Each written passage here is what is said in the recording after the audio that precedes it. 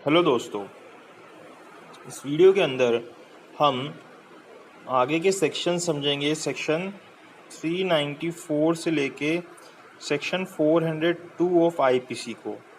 इससे पहले भी हमने डकैती और रॉबरी को समझा था कि डकैती क्या होती है और रॉबरी क्या होती है। सेक्शन 390 से 93 तक, 90 से लेके 93 तक। अब ये सेक्शन उसी के आगे के सेक्शंस है। इसके अंदर हमें और ऑफेंसेस बताए गए हैं डकैती रॉबरी से रिलेटेड, कि जैसे कोई व्यक्ति किसी को हर्ट कर देता है रॉबरी कमिट करते हुए, किसी की डेथ कर देता है डकैती करते वक्त, या अपने साथ कोई डेंजरस वेपन लेके जाता है डकैती या रॉबरी करते, तो उनकी क्या सज़ा होगी, प्रिपरेशन करने की क्या सज़ा होगी, इस तरीके की असेंबली में ऐड होने की क्या सज़ा होगी, या अगर आप इनके गैंग मेंबर है तो क्या सज़ा होगी। वो सारी चीज़ें हमें इन सेक्शंस के अंदर दी गई है। तो हम स्टार्ट करते हैं सेक्शन 394 से कि सेक्शन 394 के अंदर क्या दिया गया। सेक्शन 394 हमें बोलता है voluntarily causing hurt in committing robbery, कि आप वॉलेंटरली किसी को हर्ट करते हैं रॉबरी कमिट करते वक्त, तो वो चीज़ सेक्शन 394 में दी है। सबसे पहले हम सेक्शन को रीड करते हैं, उसके बाद देखते हैं इसके अंदर क्या है। ये सेक्शन बोलता है 394 voluntarily causing hurt in committing robbery. If any person in committing or in attempting to commit robbery, क्योंकि दोनों चीज़ हो सकती है, कमिट करते वक्त या अटेम्प्ट करते वक्त रॉबरी को। अब रॉबरी क्या होती है ये भी हमने समझा हुआ है, रॉबरी और डकैती में क्या फ़र्क होता है ये भी समझा हुआ है, प्रीवियस वीडियो आप देख सकते हैं। तो कोई कमिट करते वक्त या अटेम्प्ट करते वक्त रॉबरी को वॉलेंटरली कॉजेज हर्ट, किसी को वॉलेंटरली हर्ट कॉज कर देता है, तो जो व्यक्ति करता है such person and any person jointly concerned in committing और attempting to commit such robbery. तो यहाँ पे दो पर्सन आगे, जिसने किया, दूसरा जो उसके साथ कनेक्टेड था, मतलब उस वक्त वहाँ ऑफेंस करते हुए नहीं, लेकिन किसी ना किसी तरीके से जो जिस व्यक्ति ने उस ऑफेंस को कमिट किया उसके साथ इन्वॉल्व था, और इस व्यक्ति ने अगर कोई वॉलेंटरली हर्ट कर दिया तो साथ में ये भी उसके अंदर इंक्लूड हो जाएगा। और attempting to commit such robbery shall be punish with imprisonment of life, तो यहाँ पे उसको जीवन भर की सजा हो सकती है, और with rigorous imprisonment for a term which may extend to 10 years and shall liable to fine. तो फाइन मैंडेटरी है, फाइन देना पड़ेगा। बाकी जो सजा है वो कोर्ट डिसाइड करेगा कितनी होगी, 10 साल तक की लाइफ इम्प्रिजमेंट या कितनी होगी। ठीक है, तो सेक्शन 394 के अंदर हमें ये बात बताई गई है। तो 394 के अंदर हमें पता चल गया दोनों लोग इंक्लूड हो जाएंगे, जिसने ऑफेंस कमिट किया और जो उसके साथ इंक्लूडेड था उसके अंदर वो भी आ जाएगा। अब इसके अंदर जैसे मान लो जो ये कंपनियां होती हैं, जैसे बैंक होता है, बैंक क्या करता है, किसी को अगर लोन देता है तो ऐसी प्रैक्टिस की जाती थी बैंक के द्वारा, अभी तो इतना नहीं होता, कि बैंक क्या करता था, जैसे मैस्कुलिन मसल मैन होते हैं उनको भेजता था स्ट्रॉन्ग मैन को रिकवरी करने के लिए। एक तरीके से आप बोल सकते हो जो गुंडे होते हैं उनको भेजता था कि भाई जाओ और रिकवरी करके लेके आओ, जो पैसा मैंने लोन पे दिया था, या मेरी जो गाड़ी है जिसके लिए उसने लोन लिया था वो गाड़ी उठा के ले आओ। तो इस तरीके की चीज़ें होती थी। तो कोर्ट ने मना किया कि इस तरीके से चीज़ें नहीं की जाएंगी। इसके लिए जैसे ये केस था, केस का नाम मैं बताता हूँ, आईसीआईसी बैंक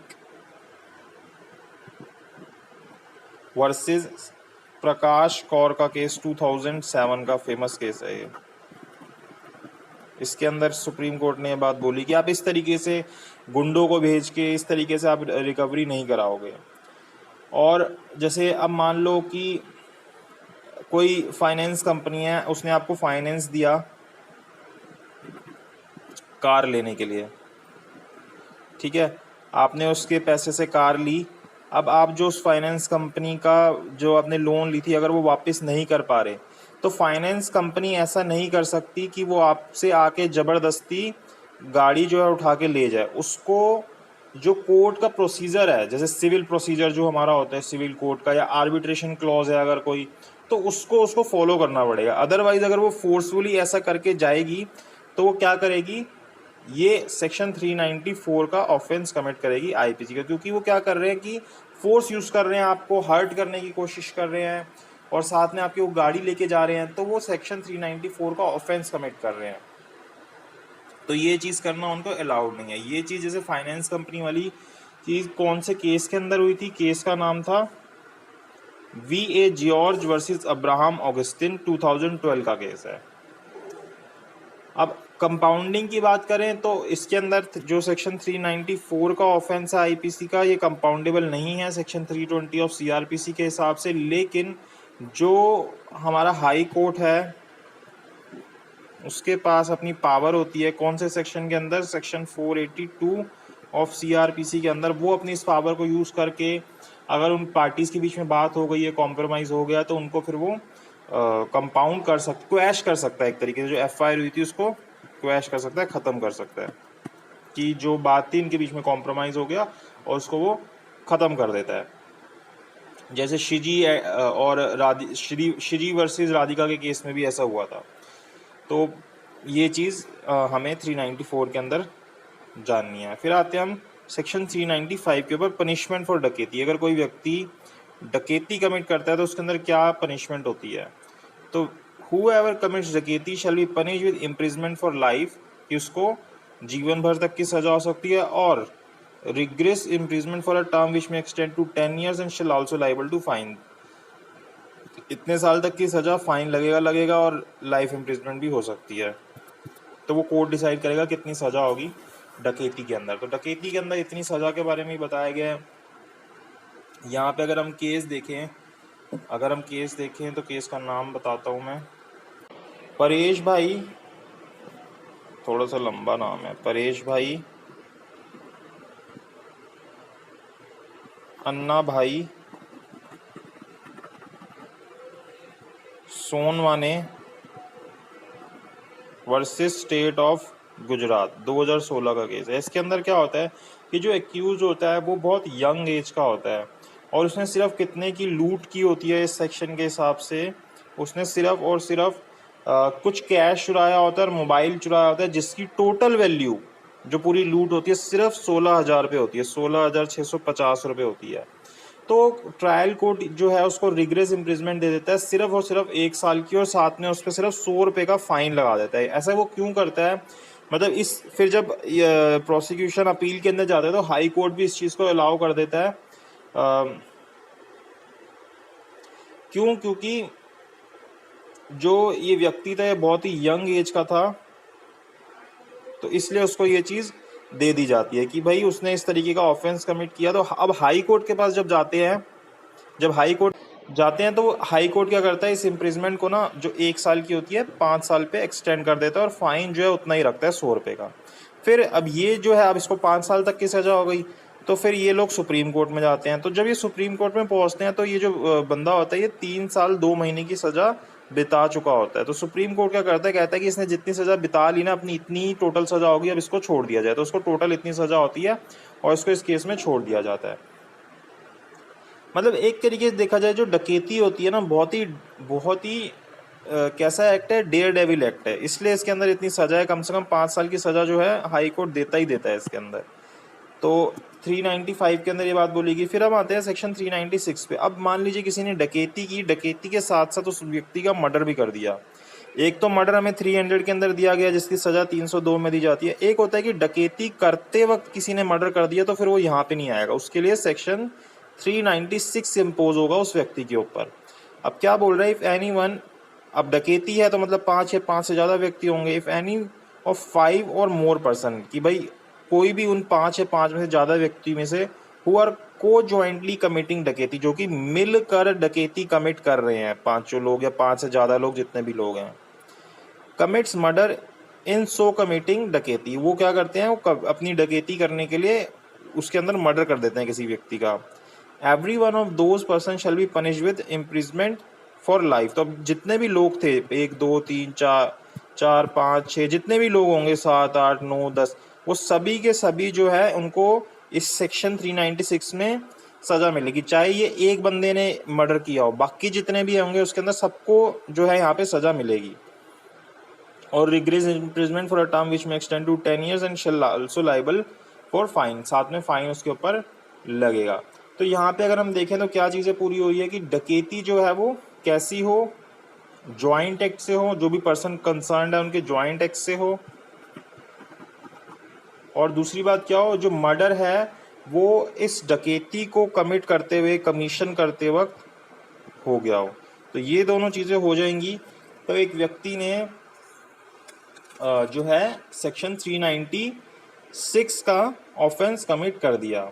अब जैसे अब ये 1 2 3 4 5 6 7 कितने भी बंदे थे, जरूरी नहीं है कि ये सारे जब मर्डर हुआ उस वक्त वहाँ पे प्रेजेंट हो सकता है कि एक व्यक्ति ने मर्डर कर दिया हो या 2 व्यक्ति ने मिलकर मर्डर कर दिया हो, सबकी प्रेजेंस होना वहाँ पे ज़रूरी नहीं है। तो ये बात है सेक्शन 396 के अंदर। अगर कोई डकैती के साथ साथ मतलब डकैती करते वक्त मर्डर कर देता है तो अब जैसे यहाँ पे rarest of the rare case भी आते हैं इसके अंदर, जिसको कोर्ट ने बोला कि ये rarest of the rare case हैं। जैसे क्या हुआ था, केस का नाम है Sonu Sardar versus state of Chhattisgarh, 2012 का केस है, Sonu Sardar versus state of Chhattisgarh. इसके अंदर क्या होता है, ऐसी एक और केस है जिसका नाम है स्टेट ऑफ कर्नाटका वर्सेस राजन, इसको भी rarest of the rarest case बोला। पहले इसके फैक्ट्स बताता हूँ फिर इसके बताता हूँ। इसमें क्या हुआ था, 5 लोग थे फैमिली के और 2 माइनर चिल्ड्रन थे, मतलब 5 लोगों में 2 माइनर चिल्ड्रन भी थे। जो ड्राइवर था वो क्या करता है, अपने नाइफ से और कुल्हाड़ी से, आयरन रोड से 4 लोगों के साथ और आता है, मतलब टोटल 5 लोग आते हैं मिलके, और वो क्राइम करते हैं। मतलब वो जो क्राइम करते हैं वो प्री मीडिएशन, मतलब मिलके एकदम सोच समझ के जो है इनको मारने के लिए आते हैं। वहां पे वो क्या करते हैं, आके पैसा वैसा लूटते हैं और उनको, उन जो 5 लोग होते हैं जो फैमिली के, उनको मार देते हैं। यहाँ पे जो ये अपीलेंट था, मतलब ये जो व्यक्ति था जिसने किया, एक्यूज जो ड्राइवर था, वो बहुत यंग एज का था जब उसने ये क्राइम किया। लेकिन कोर्ट ने बोला कि ये बियॉन्ड रिफॉर्म्स है, कि भाई इतनी ब्रूटली वो किसी का मर्डर कर रहा है, पैसा लूट रहा है, 5 लोगों को मार दिया, बच्चों को मार दिया, तो वो अब यंग भी है, तो वो अब हमारी सोसाइटी के लिए एक श्राप है। तो उसको क्या होता है, डेथ सेंटेंस दे दी जाती है, और एक अप्रोप्रिएट केस बोला जाता है कि इसके अंदर डेथ सेंटेंस देना सही है। तो ये कौन से केस में था, Sonu Sardar versus state of Chhattisgarh के केस के अंदर। अब जो दूसरा case rare of the rarest case था, इसके अंदर क्या होता है, एक डकैती होती है डबल मर्डर के साथ। यहाँ पे एक्यूज क्या करता है, वो एक लेडी का कॉन्फिडेंस गेन कर लेता है और फिर उनके जो घर पे होता है वो नॉर्मली आता जाता है। अब क्या करते हैं कि वो डकैती कमिट करते हैं उस लेडी को मार के, और जो उसका ग्रैंडसन होता है उसके घर पे, मतलब जो ग्रैंडसन होता है उसको मारते हैं एकदम कोल्ड ब्लडेडली, और साथ में 2 जो और व्यक्ति होते हैं उनके घर के, उनको भी अटेम्प्ट करते हैं मारने के। तो यहाँ पे ये प्रूव हो जाता है सर्कमस्टांसिस से और डायरेक्ट एविडेंसेस से जो भी अवेलेबल होते हैं कि उन्होंने ये हीनियस और बार्बरिक एक्ट किया है, उन्होंने इस तरीके का क्राइम किया है। इसको rarest of the rare case के अंदर डाल दिया जाता है। तो इसलिए ये जो क्राइम होते हैं बहुत ही डेयर डेविल, बहुत ही खतरनाक क्राइम इनको बोले जाते हैं, और इसके अंदर सजा भी इसलिए इतनी ज़्यादा होती है, लाइफ इम्प्रिजमेंट 10 साल तक की सजा, इसलिए इसमें इतनी ज़्यादा सजा होती है। फिर आते हैं हम सेक्शन 397 के ऊपर। यहाँ पे क्या हो रहा है, रॉबरी और डकैती with attempt to cause death और ग्रीवियस हर्ट, कि यहाँ पे क्या अटेम्प्ट किया जा रहा है, डेथ कॉज करने का या ग्रीवियस हर्ट कॉज करने का। कब, रॉबरी या डकैती करते हुए। रॉबरी क्या होता है, डकैती क्या होता है, रॉबरी डकैती होती है जब 5 या 5 से ज्यादा लोग मिलकर करते हैं तो वो डकैती बन जाती है। रॉबरी क्या होती है, वो हमने पढ़ा है, थेफ्ट होता है या एक्सटॉर्शन होता है। फिर वो कब ये दोनों चीजें मिलके या इनमें से कोई एक चीज जो आगे रॉबरी बन जाती है, वो हमने रॉबरी के सेक्शन में पढ़ा था। अब क्या बोल रहा है, if at the time of committing robbery और डकैती, की जब कोई व्यक्ति रॉबरी या डकैती कर रहा है, the offender use any deadly weapons. अब यहाँ पे यूज वर्ड को ध्यान में रखना है, एंड डेडली वेपन। अब यूज का मतलब ये है कि जरूरी नहीं है कि उसने उसको निकाल के उससे डराया ही हो सकता है कि जैसे उसने अपनी ऐसे जेब में इस तरीके से गन रखी हुई हो, जो कि विक्टिम को दिख रही हो कि हाँ इसके पास गन है, और वो उससे डर गया हो, तो ये भी अपने आप में काफ़ी है। वो मान लिया जाएगा कि उसने उस गन को यूज़ कर लिया। अब वो बिल्कुल उसको छुपा के रखता, उसको दिखती नहीं, तो फिर यूज़ करना नहीं बोला जाएगा। या फिर उसके पास टॉय गन होती तो भी फिर वो यहाँ पे डेडली वेपन के अंदर नहीं आती। तो अब वो क्या कर रहा है, यूज़ कर रहा है डेडली वेपन को टू कॉज ग्रीवियस हर्ट और causes grievous hurt to any person or attempt to cause death or grievous hurt to any person the imprisonment which may be offender shall be punish with not less than 7 years. तो यहाँ पे 7 साल से कम की सजा नहीं होगी। तो 1 साल पे एक तरीके से यहाँ पे मिनिमम सजा बता दी गई। जैसे हम 394 के अंदर देखते हैं, 394 के अंदर लाइफ इम्प्रिजमेंट, 10 साल की सजा, साथ साथ वो फाइन के लिए भी लाइबल होगा। यहाँ पे 390 जो 7 है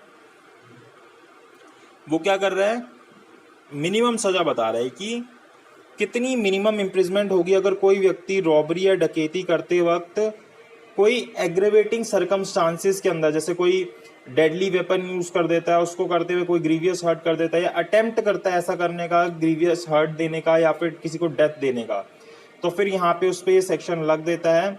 अब यहाँ पे इस सेक्शन को लगाने के लिए सेक्शन 34 की जरूरत नहीं होती, जो हम सेक्शन 34 पढ़ते हैं। ये अपने आप में अपने ही पूरे पूरे ऑफेंसेस होते हैं। तो ये बात है इस सेक्शन के अंदर।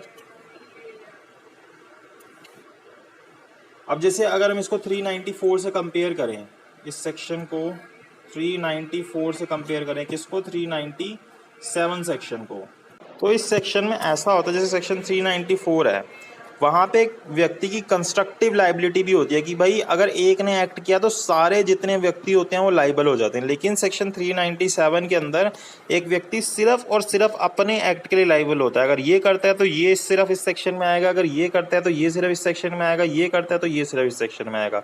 सब एक दूसरे के एक्ट के लिए लाइबल नहीं होंगे यहाँ पे। अब जैसे अब आते हैं जैसे सेक्शन 398 के ऊपर। सेक्शन 398 क्या बोलता है, अटेम्प्ट टू कमिट रॉबरी और डकैती when arm with deadly weapons. अब यहाँ पे क्या है, हम क्या कर रहे हैं, रॉबरी या डकैती को करने का अटेम्प्ट कर रहे हैं, और साथ ही साथ हमारे पास क्या है, हम डेडली वेपन के साथ आर्म्ड है। यहाँ पे कहीं भी वर्ड यूज नहीं हुआ, यूज को यूज नहीं किया गया। इसका मतलब जरूरी नहीं है कि उन्होंने उस डेडली वेपन को यूज किया हो, वो सिर्फ क्या है, उनके साथ आर्म्ड है, उनके पास इस तरीके का डेडली वेपन है। If at the time of attempting to commit robbery, हमने यहाँ पे रॉबरी कमिट की नहीं है या हमने डकैती कमिट की नहीं है, हमने अटेम्प्ट किया करने का। The offender is armed with any deadly weapon, और उसके पास साथ ही साथ कोई डेडली वेपन है, नाइफ है, गन है, इस तरीके की कोई चीज़ है उसके पास। The imprisonment which may such offender shall be punish shall not be less than 7 years. तो यहाँ पे भी एक तरीके से मिनिमम सजा बता दी गई कि मिनिमम सजा 7 साल की मिलेगी। जैसे सेक्शन 397 में बताई गई, रॉबरी या डकैती करते वक्त हमारे पास कोई, हम किसी डेडली वेपन को यूज़ करते हैं, यहाँ पे अटेम्प्ट करते वक्त अगर हम आर्म्ड करते हैं अपने पास कोई डेडली वेपन, तो यहाँ पे उस व्यक्ति को कम से कम 7 साल की सजा होती है। तो इस सेक्शन के अंदर हमें 398 के अंदर हमें यही बताया गया है, और कुछ है नहीं इस सेक्शन में। फिर अब आते हैं हम सेक्शन 399 के ऊपर। 399 बोलता है मेकिंग प्रिपरेशन टू कमिट डकैती। तो मतलब एक तरीके से देखा जाए तो यहाँ पे हम क्या कर रहे हैं, हम डकैती कर नहीं रहे, हम सिर्फ क्या कर रहे हैं, उसकी प्रिपरेशन कर रहे हैं। अब कोई ऑफेंस होता है, उसको 4 स्टेजेस होती हैं उसकी, ये सारी स्टेजेस हमको पता है कौन कौन सी होती हैं। 4 स्टेजेस क्या होती हैं, पहले तो सबसे पहले व्यक्ति की इंटेंशन होती है, जिसके अंदर वो प्लानिंग वगैरह करता है, फिर वो प्रिपरेशन करता है, फिर वो अटेम्प्ट करता है, और अगर अटेम्प्ट में सक्सेसफुल हो जाता है तो क्या हो जाता है, ऑफेंस कमिट हो जाता है। तो एक डकैती ऐसा ऑफेंस है जो कि 4 स्टेजेस के ऊपर पनिशेबल है। ऐसा कोई ऑफेंस नहीं है जो 4 स्टेजेस के ऊपर पनिशेबल हो। अब प्रिपरेशन वाली स्टेज की बात हो रही है कि हम प्रिपरेशन कर रहे हैं डकैती की, तो आईपीसी के अंदर ऐसे कुछ ऑफेंसेस है जिसकी प्रिपरेशन करना भी पनिशेबल है। उनमें से एक डकैती है। इसके अलावा 2 चीज़ें और हैं जो कि पनिशेबल है, जिसके अंदर हम वेज वॉर अगेंस्ट गवर्नमेंट, अगर हम प्रिपेयर भी करते हैं गवर्नमेंट के अगेंस्ट, तो वो पनिशेबल है। कौन से सेक्शन में, 122 सेक्शन में। ऐसी अगर हम प्रिपरेशन करते हैं डिप्रेडेशन करने की, जो जैसे पावर ऑफ पीस है हमारी कंट्री का, गवर्नमेंट ऑफ इंडिया का, उसके अगेंस्ट सेक्शन 126 के अंदर दिया गया, इस तरीके की प्रिपरेशन वहाँ पे पनिशेबल होती है। तो ये 3 ऑफेंसेस ऐसे हैं जिसकी प्रिपरेशन करना आईपीसी के हिसाब से पनिशेबल ऑफेंस है। बाकी सारे जो होते हैं वो अटेम्प्ट या कमीशन के ऊपर पनिशेबल होते हैं, लेकिन ये 3 ऑफेंसेस ऐसे हैं जो अपनी प्रिपरेशन वाली स्टेज पे भी पनिशेबल हो जाते हैं। और डकैती एक ऐसा ऑफेंस है जो अपनी 4 स्टेजेस के ऊपर पनिशेबल हो जाता है। अब यहाँ पे क्या किया जा रहा है कि कोई व्यक्ति प्रिपरेशन कर रहा है डकैती करने की। अब जैसे अभी हम सेक्शन 402 पढ़ेंगे। सेक्शन 402 में क्या होता है, असेंबल होते हैं लोग।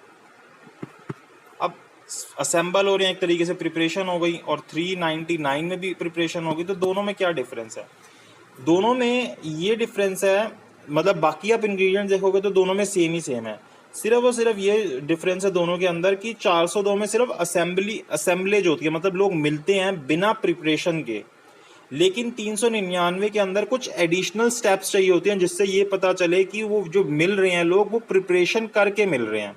अगर इस तरीके की चीज़ होती है एडिशनल स्टेप्स तो 399 आ जाता है, अदरवाइज 402 जाता है। ज़्यादातर 399 के साथ 402 तो लगता ही लग ही जाता है जब वो सारे असेंबल हो रहते हैं इस तरीके से।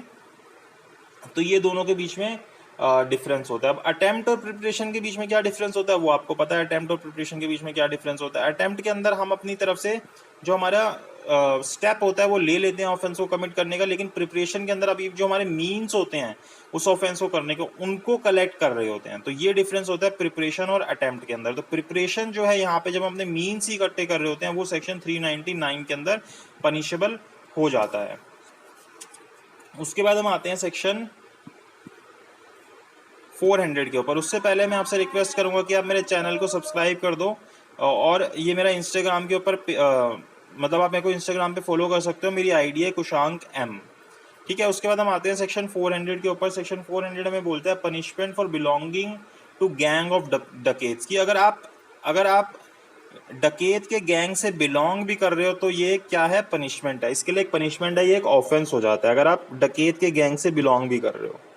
क्या बोल रहे हैं, whoever at any time after the passing of this act, कि जब भी ये एक्ट पास हुआ, shall be belong to gang of person associated for the purpose of habitually committing डकैती। जैसे आप किसी भी ऐसे गैंग से बिलोंग करते हो जो हैबिचुअली डकैती कमिट करते हैं मिल के सारे, ठीक है, shall be punished with imprisonment for life or with rigorous imprisonment for a term which may extend to 10 years and shall also liable to fine। तो वहां पे आपको कितनी सजा होगी, वही लाइफ इम्प्रिजमेंट हो जाएगी 10 साल तक की सजा, या फिर फाइन तो लगेगा ही लगेगा साथ में।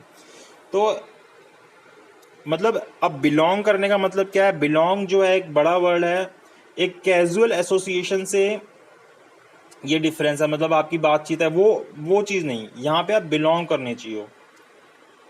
जैसे जैसे अब कैसे पता चलेगा आप वहाँ पे बिलोंग करते हो, जब आप अपने आप को उनके साथ हैबिचुअली एसोसिएट कर रहे हो, मतलब वो डकैती करने जा रहे हैं।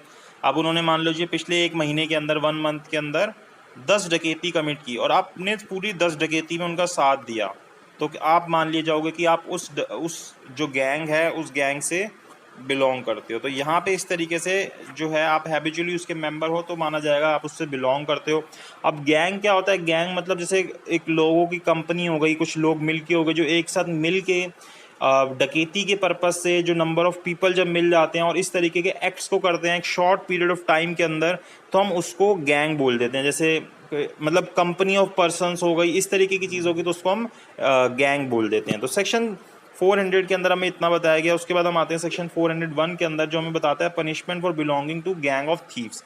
अब यहाँ पे आप डकैत के गैंग से बिलोंग कर रहे थे, यहाँ पे आप किससे बिलोंग कर रहे हो, गैंग ऑफ थीव्स से बिलोंग कर रहे हो। Whoever at any time after the passing of this act shall belong to any wandering or other gang of person associated for the purpose of habitually committing theft or robbery, कि आप ऐसे gang से belong करते हो, ऐसे लोगों के gang से बिलोंग करते हो जो हैबिचुअली क्या कमिट करते हैं, रॉबरी या फिर थेफ्ट कमिट करते हैं, and not being a gang of thugs, thugs का गैंग या डकैत का गैंग नहीं होना चाहिए। Shall be punish with rigorous imprisonment for a term which may extend to 7 years and also shall liable to fine. तो आपको 7 साल तक की सजा हो सकती है और साथ में फाइन लगेगा क्योंकि यहाँ पे वर्ड एंड यूज हुआ है।